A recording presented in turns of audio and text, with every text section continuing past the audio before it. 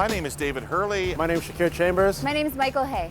I formerly worked for Harper's Prime Minister's office and for the Ontario government on Doug Ford's election campaign. I ran 2 national campaigns for the Liberal Party under the leadership of Paul Martin. In 2017, I was Jagmeet Singh's leadership campaign director. This election will be divisive. And the last one for at least 2 of the major party leaders. This election will be historic.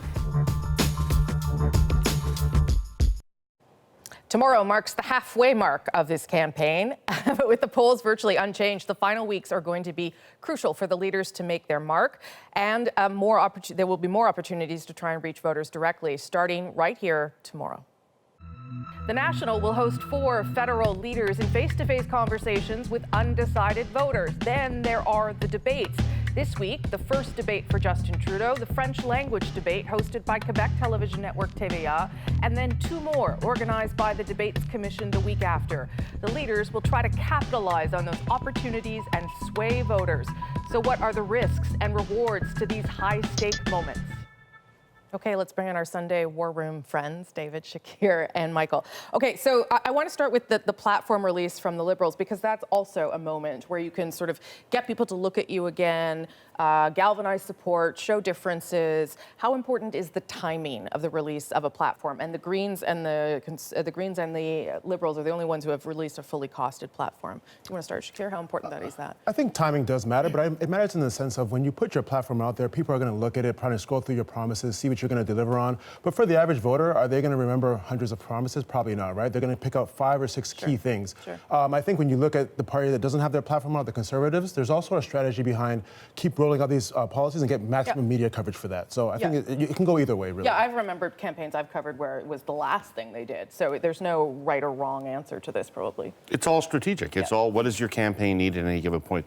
In 1984, Brian Mulroney did not release the costing of his platform until just days before the election, because they were winning big and the media were already into they're winning big part of the cycle, and they didn't want to interject anything possibly controversial into that. I myself, in campaigns I've been involved in, have held platforms back just in case we needed something else in it, and didn't want to seal it off. I think at a minimum, you have to wait until you've had a chance to announce your signature initiatives, because they're old news once you put out the platform. Yeah, and the NDP has put out their whole platform in terms of content, but not all the numbers. Well, I think, first of all, putting out the whole platform in June, like a 110-page platform by the NDP, was because they had a new leader. Right. And they needed to introduce him and the party to Canadians as soon as possible to kind of get out there and get him out there.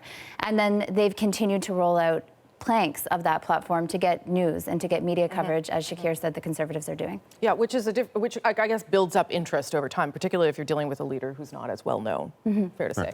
Okay, so how about these sort of big, high-profile events, the one we're hosting this week, or one-on-one interviews that are done by other journalists, and why do you do them? We know why they do them, but how do you use them to your advantage, and what are the risks of doing them?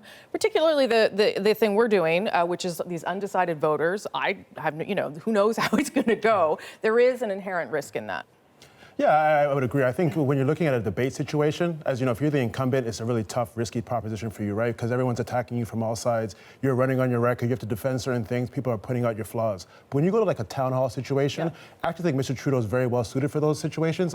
If you look at the blackface stuff, what did they do? They canceled a rally and had a town hall. He's very good at conveying emotion in those situations. So I think it depends on your leader's personality, but ultimately it's about how you can benefit yourself and move your agenda forward by connecting and conveying your thoughts to voters. What would you say is the best platform from Andrew Scheer? From your perspective, where does he perform best? I think Andrew Scheer does very well behind a podium. So I would say in the debates, he's very good at staying on his message, holding Trudeau accountable for certain things that have gone wrong in the past 4 years. But I also think a town hall is a good opportunity for him to convey a certain side of him that maybe voters haven't seen, or that they want to know, does he have this kind of emotion to push forward? Yeah, I wonder if he shouldn't do more of them. I know that they have a strategy right now of going to pubs and sort of just mixing with small groups of people.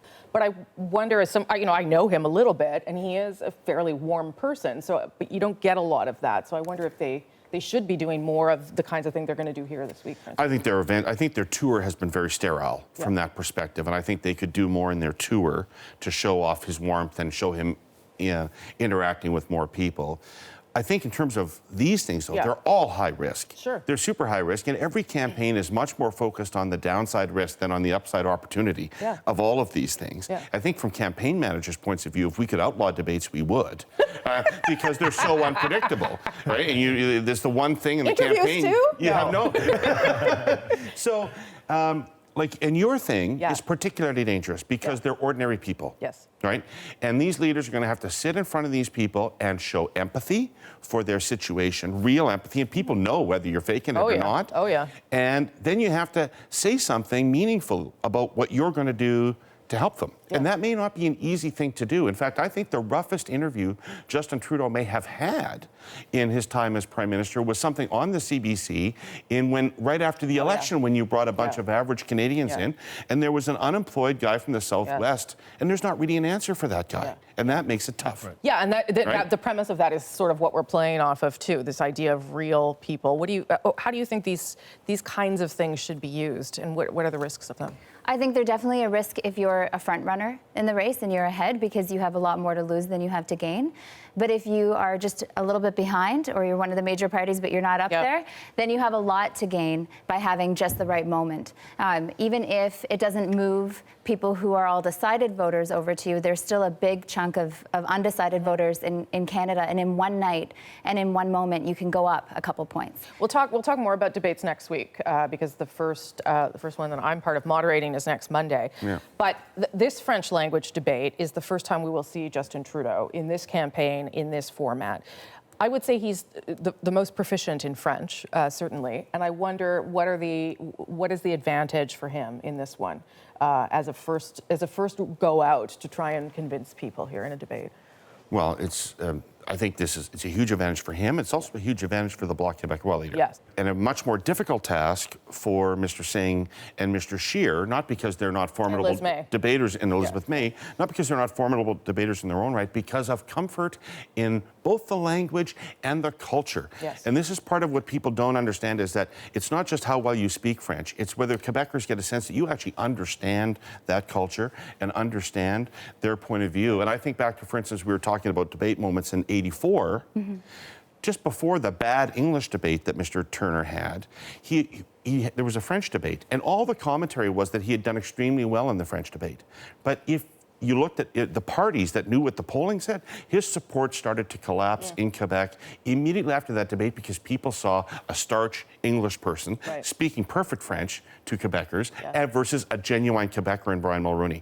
This is a really tough challenge for the non-Quebecers in this debate. I think that Jagmeet will actually perform incredibly well because he's very charming and he's very open. And His French is pretty good too, I must say. Yes, his French is great, but I think even more importantly is that he's a type of person whose personality shines through, which is something we didn't see from Andrew Scheer in even the English debate. I would be looking at this debate this week and Mr. Trudeau and the Bloc, because I think as the CBC's poll tracker says, 1 point increase for the Bloc could represent 4 seats lost for the Liberals. So this is actually a very important debate for the Liberals. For the Liberals, what do you think, Scheer? Yeah, I mean, ultimately, I think at the end of the day, for someone like in Mr. Trudeau's position, they're not going to change a lot of minds in this debate, right? They can't really win a debate, right? But they can really derail their campaign or put their foot in their mouth in the debate, which can actually lead to losing seats or losing popular support. So on his end, it's very, very risky to be in this situation. For Mr. Scheer, as I said, most of the other leaders are going to hold him accountable for a lot of things, right? So they're going to try to poke holes in his record, and that's where he's going to be very vulnerable, because it's going to be hard to defend a lot of his positions when you're being attacked both on the right and on the left. You don't think you can win a debate? You don't think Justin Trudeau could win a debate? I don't think anyone that's watching at home is going to leave and say, yep, clearly Justin Trudeau was a victor in this debate. But I think people will say he held his own or he did pretty well. But that can be a win, you see. That can be a win. Most debates don't have a knockout punch, and most debates have people trying to sort through everything that they saw and come to a conclusion about who ought to be the best person out of that in the absence of a knockout blow. And if you are the incumbent and you do, people know that you're going to get bombarded from both sides. If you handle that well, and if you look like you held your own, there's no knockout punch, you can be the winner of that. So what does Scheer do then to define himself? Because I think he would admit that he is not always super comfortable in French. He's good, but he's not always super comfortable. How would he, do you think, approach? I think for him, it's just continuing to drive home that key narrative, right? Like the ballot's question is going to be around the affordability issues. He has to make sure he has a clear, competent, cohesive plan of how he's going to address a wide range of issues that you can fit under that kind of high-level banner, right? Are any of you surprised that we are still this close in the polls with the Conservatives and the Liberals, and even the NDP and the Greens seem to be fighting for third spot? Is that normal that we would still be this close and no one's pulling apart yet? It isn't normal. Normally, we would see a fair bit more volatility in the numbers, and parties moving up and then having a bad day and falling back. And that none of that's really happening. There is a tremendous amount of stasis going on, but I think some things are becoming clear. The prairies are not going to move from the Conservatives, right? Atlantic Canada is not going to move in any significant way from the Liberals, and so you're. Well, maybe. Most Conservatives I know have relatively low expectations about how many seats they're going to come out of Atlantic Canada. Just winning some back is pretty significant. Sure, it would be helpful. But as usual, we are coming down to these two provinces in central Canada, plus British Columbia, which remains very volatile, which are where the battlegrounds are. And I would expect to see leaders spending more and more time in those three provinces. I think if we look at the polling and we actually look at it at a regional level and a demographic level, we're starting to see things pull apart. But if we're looking at across Canada, it still looks very similar. So the NDP is actually pulling further ahead in British Columbia, for example, but not across the country in the same way. And then the same thing for the NDP and the Liberals and the Conservatives. It's basically a three-way race if you look at the 18 to 30 bracket, which is very interesting because that's a huge block of voters in this election. Yeah, except you're not saying right now that the NDP is fighting for first place with the other two, are you? I'm saying in the demographic 18 to 29. That's good spin, though. Last word, Shakir. Yeah, no, I mean, Left-handed. I just have to agree with David's point. I think at the end of the day, this campaign's going to be won and lost Ontario, Quebec, Lower Mainland BC, right? And that's where the leaders are spending the most of their time. Okay, so next week we'll talk more about debate as I get ready for one and enjoy the face-to-faces. We'll see what happens. Will do.